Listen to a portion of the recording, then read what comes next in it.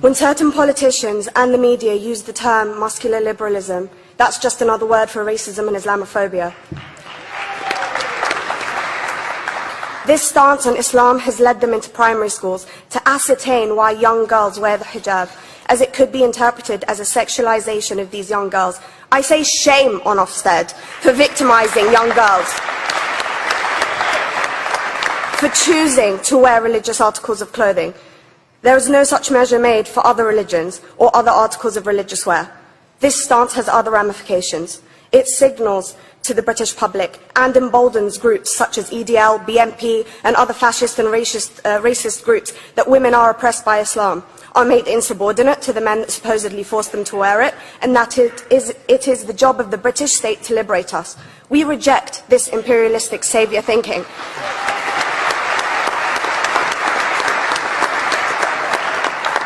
And I am here to state for all people who choose to practice their beliefs openly that we are not oppressed by our faith.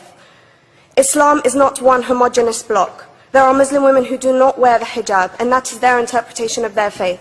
The Quran beautifully states, "La ikraha fid din," which translates to, "There is no compulsion in religion."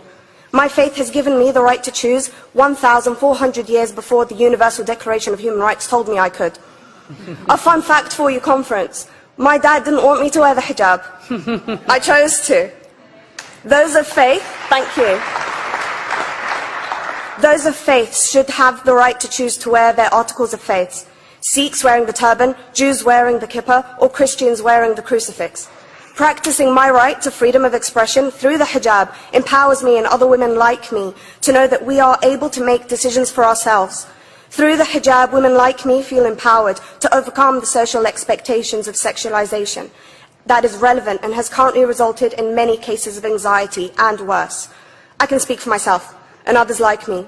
At school, I was able to focus more on the thoughts that were running through my mind than how good I looked to the world. The NUT has supported a woman's right to choose when it comes to pregnancy. I want conference to support my right to wear the hijab.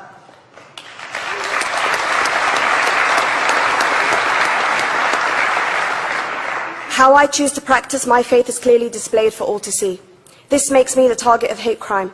The level of racist attacks on Muslim women is disproportionate to any other oppressed group in British society because we are an easy target. This decision by Ofsted has ramifications beyond the school gates and must be seen in the context of increased attacks on the Muslim community and perpetuates the outdated notion that Muslim women are victims. I was on a trip last year to Hampton Court with my Year 7s, where a man felt comfortable to call me a terrorist. As a Muslim woman, I'm not a victim, so I challenged him. He denied it. I'm sure you've heard of the Punish a Muslim Day. It's been spoken about a few times already this morning. And as a Muslim, I'm actually quite optimistic. They're trying to limit it to one day. That's 364 less than normal.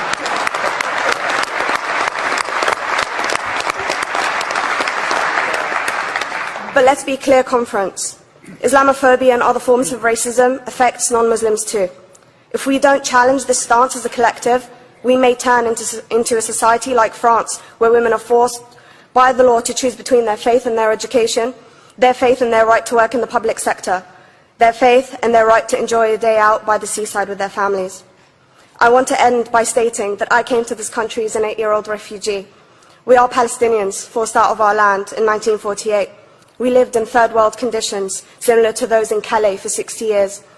Here, I received the support I needed to study law at university and become a secondary school citizenship and PSHE teacher and a school rep. An injury to one is an injury to all, and I want to thank the Union for its stance on all oppressed groups, in particular mine, Palestine. Thank you, Thank you, Latifa.